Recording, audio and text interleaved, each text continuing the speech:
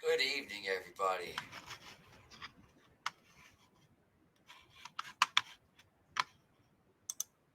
Good evening, everybody. So,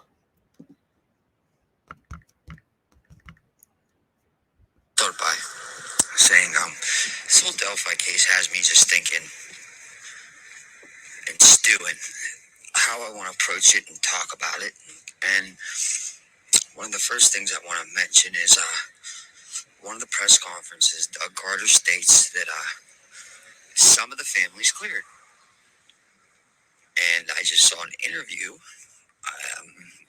a few days ago where he's asked who's cleared, and Doug Carter states nobody's cleared. It's in my shorts. If you haven't seen it, go check it out. So, does that mean that people in the family have been brought back up as people of interest or something? Or people that need to be looked at more? Not necessarily people of interest, again, whatever you want to call it. But, does that mean things are brought back up or something? Or how do you take it, guys? And what made you look into the Delphi case? What was the reason you started looking into this case, and now you watch content and videos about Delphi and are curious, etc., etc., is what I'm curious about. Please comment below. But I'm going to tell you why I decided to look into this case, and it was because of it was because I heard a few stories. I heard a few things that happened, and it made me curious. Like Megan Allen, like Tina Rodell's daughter, Megan Allen's story. The fact in the story of the McCain brothers, the search team members, Julian Powell's story. Interview with Sleuth I saw, and so those things raised my eyebrows of wow, all these people were really around this area at the time this happened. Okay, because it's also, but that's what made me look into this case was, and then like I said, Tina Rodell's daughter Megan was picked up on the 12th or the 13th. I don't quote me on the date, but anyways, and went to the Monon High Bridge because that's where they party, hang out. She goes, and upon returning home a day or two later, she has earrings in her pocket. Says she stabbed a girl and is in bad shape. Looked like she'd been raped and possibly sexually assaulted and whatnot. And disheveled, and her mom does call the police and make a report. Okay? That story, and I never really heard any follow-up or anything about it. So that made me start looking into this case, and that Tina holds true to that story to this day, which is concerning to me. The last name Allen is a little more concerning to me. It's Megan, or Tina Allen is her name from her before she was married. It's Tina Allen, and now it's not even Tina Rodell, it's something else. Excuse me for not having that information in front of me. So that story made me want to look into it. And that story held to be true. And it's true to this day. I mean, it was corroborated by Randy Gravis, corroborated by a few creators. But anyways, nonetheless to say, she was at the High Bridge with a car full of people at the time the girls got killed. They really weren't talked to. And then it was like, well, who was with her? And it was like, well, I think Tyler French, maybe another kid, maybe another guy. I don't know. So, again, but that's what made me look into the case. So, fast forward, Richard Allen's arrested. Okay. Bang, Richard Allen's arrested for disposal homicides. Okay. So, now we're here. And I'm watching the news, and I get basically insulted by HLN or something. They say how YouTubers been all over this case, and no one person's mentioned Richard Allen. You know what? She may have been correct that not one of us mentioned the name Richard Allen. Well, first, I have other, like, again, I can show you Reddit posts from 2020 where people were talking about Richard Allen. But again, it's not about that. It's about that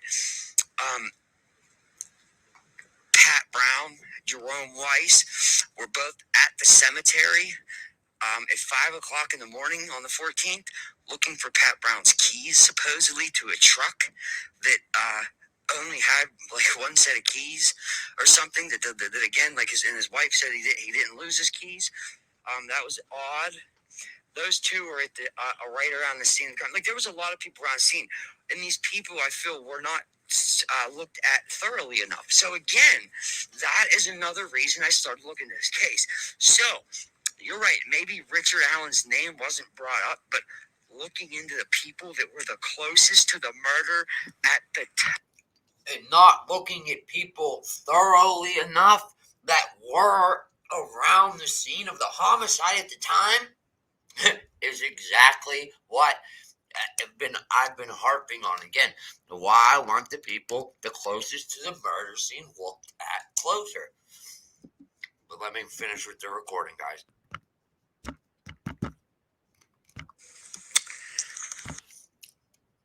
What made you look into the Delphi case? Like, what was the... And that clear. I mean, from the investigative story that's coming out now, if they would have looked at these people again and not dismiss them as credible people because they knew them. Excuse me, let me say that again. If Richard Allen wasn't dismissed because people knew him, certain said people have been demoted. Certain said people have also been said to have made mistakes early in the investigation.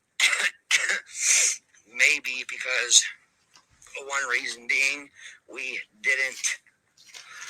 just discredited people because we knew them and not because of, again, actions and whereabouts. We let people off because we knew them, or didn't look into people because so-and-so is my buddy, he wouldn't have done something like that. Okay. Well, we can see there's repercussions for such actions, even in Delphi. No pun intended. So, again, I just wanted to make this because, again, I'm seeing all this crazy, and then it's now a surprise to everybody, or a surprise to the news and media outlets, that Richard Allen was a local living in Delphi. I mean, wait a second. Again, rewind.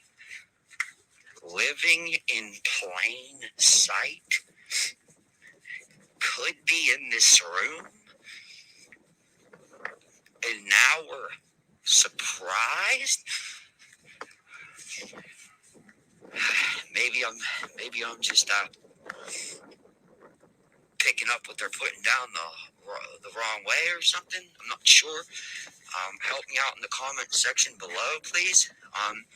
But again, so I want everybody tonight to please pump the brakes, go back, and remember why you started to look at this case in the first place. Was it just because two girls were murdered in Indiana? Or was it because something didn't seem right? you saw something, a news article, a press conference, someone making a speech, someone saying something that didn't add up. So, again, what made you look at this case and then continue to follow it is the question. Homework for you guys for this cold November evening. I hope everybody is home, nice, toasty, and warm. I hope nobody has to endure this cold weather today. It is freezing here in City of Champions. It's probably about 20-some degrees outside right now. It's cold. But, I mean, it could be worse. We could be in Buffalo, New York, getting 4 feet of snow right now. I have a buddy who just sent me a photo. He's from Buffalo. Shout out, Kevin. Cabs are here. No cabs are here tonight, Kevin.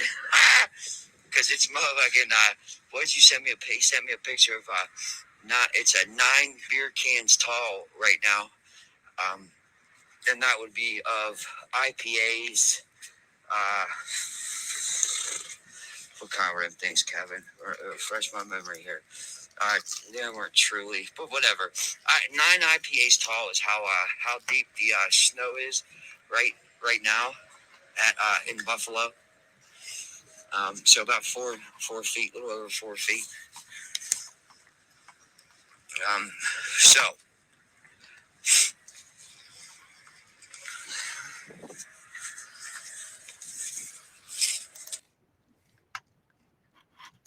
all right, guys. How are we doing this evening? So to add to that, I want to show you how close a local supporter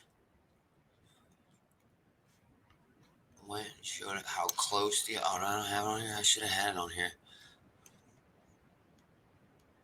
Right here, let me show you right here, Mike. Here. That's the view from Dairy Queen to the CVS Richard worked at. Listen, man. I'm sorry. A small town like that. I'm sorry. A small town like that. Ray Charles fucking saw Richard Allen, guys. Come on, guys. Quit it. Freaking sorry. Look. So, here, man. Everybody is trying to line up this whole thing with Keegan Klein. Okay? Well, I'm going to give you a different scenario on it. Okay? How's about we go this route?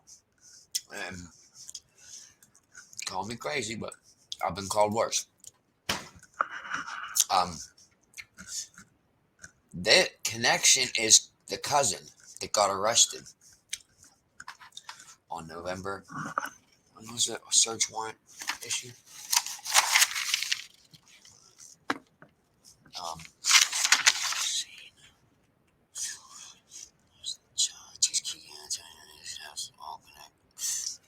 Connect again, honey.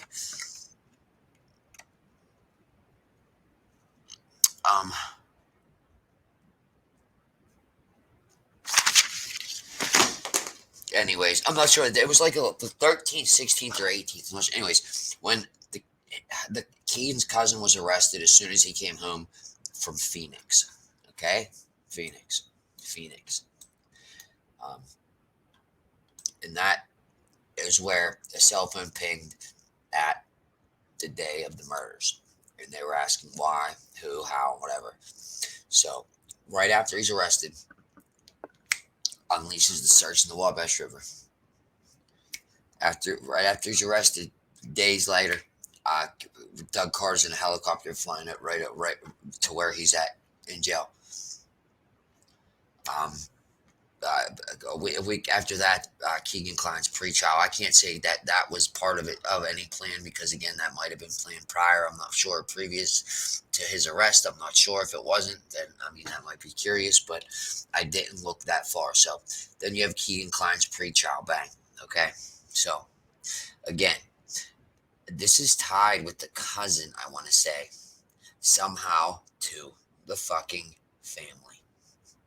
The family. Yes. Okay. Here's why. Why? Yeah, I'm going to go here. Kelsey German. First of all, that's how close Dairy Queen was to CVS. Like, that's odd and stuff. But then again, let's just, Kelsey Siebert, should we say, today, close again. So, this is her. She got married, and again, there are a lot of photos of them in Phoenix, Arizona. Phoenix, Arizona. Phoenix, Arizona. So, could that be a connection to the cousin?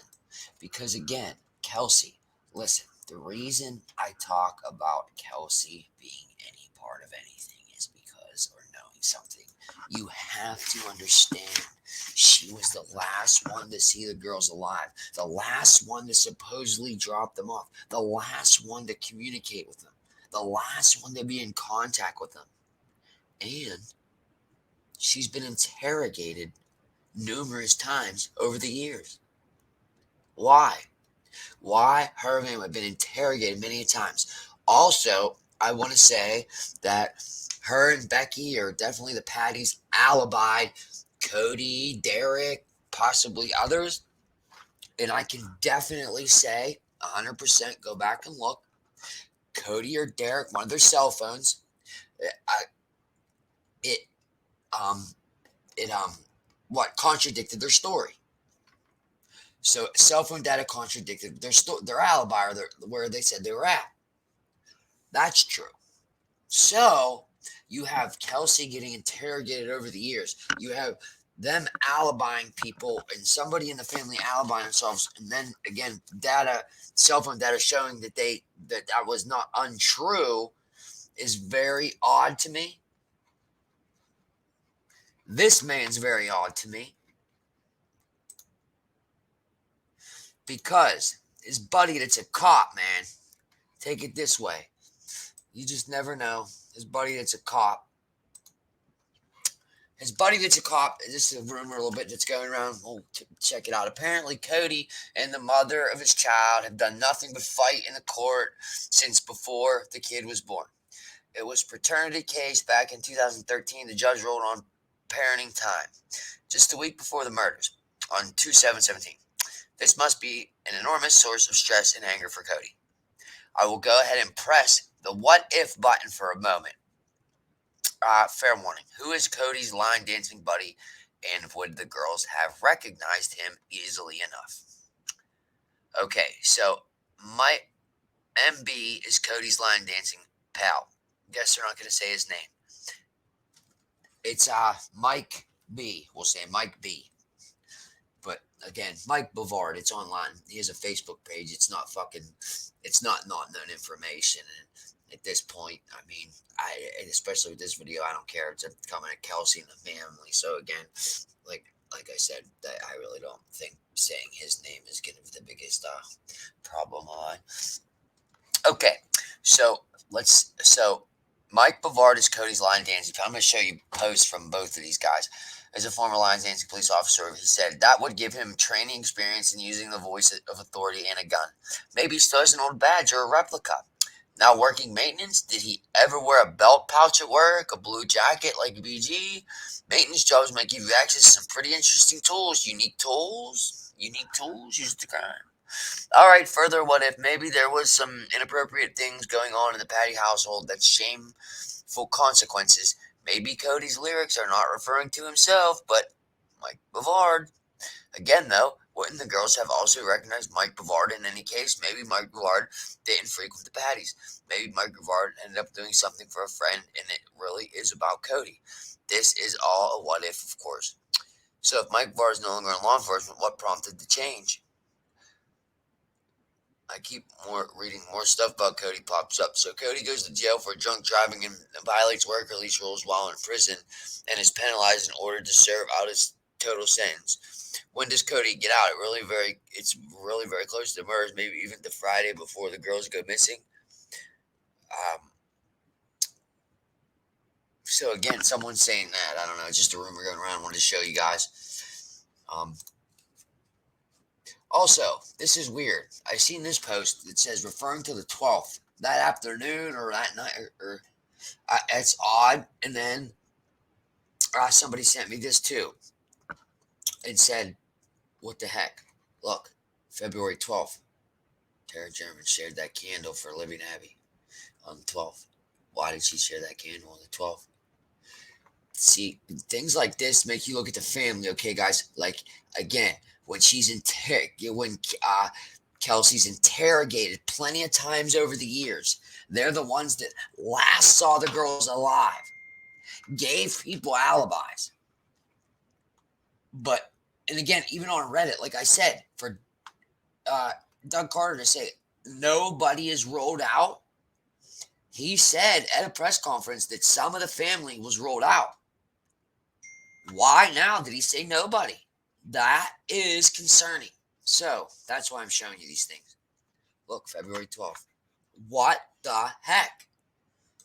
Here. What kind of dog is this they have at the looking for the girls? It must be it must be just this guy's pet dog or something, pet lab retriever or something, huh? I mean, because it can't be. I mean, it can't be a cadaver dog or a tracking dog. Because I mean, that's crazy. That's just crazy. I've shared this picture plenty of times on the channel. So again, what is up, guys? And then here, that Mike Bavard and Cody Patty. Here you go. This is them weirdos talking.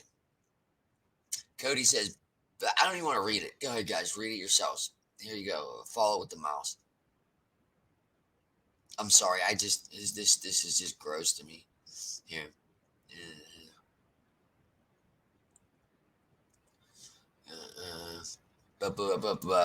Again, so they said one of them had a secret again. One of them was cut up into and sticks covered their stomach. I mean, was a baby ripped out? Who the fuck knows at this point? Again, but I can tell you that something to do with the family or whatever. There is no reason and no fucking. I don't give a shit. Put this on MSNBC, man. Tell me the last case. Nancy Grace, please tell me the last case where a double homicide, where the family of one of the victims is petitioning to have the probable affidavit cause sealed. Like I said, man, the case should be, the arrest is the end result of the fucking anything. It's the end result. The arrest is the end result. We collected our evidence. We did our job. We judged. We got him. All right, guys. I signed the warrant. Go get him. Come on, man.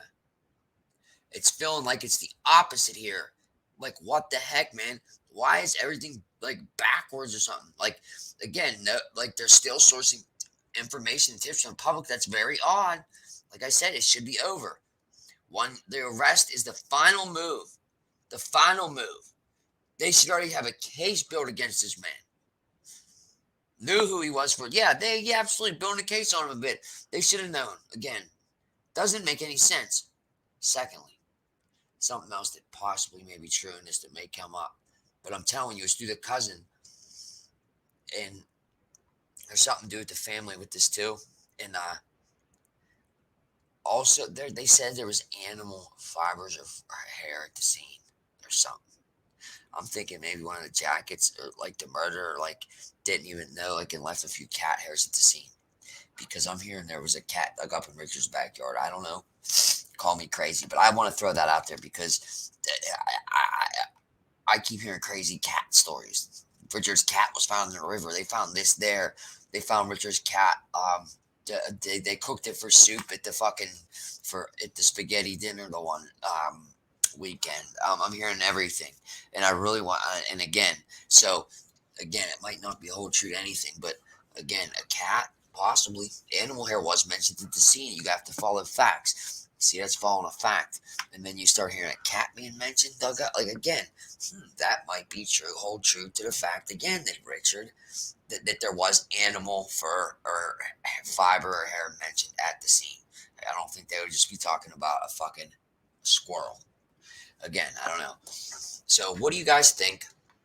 Um, like, subscribe, and share. Um, I'm gonna try to be back now daily.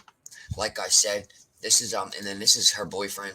That's fucking a creepy ass picture of him. That's his recent Facebook page. Like I said, that's real creepy. I think.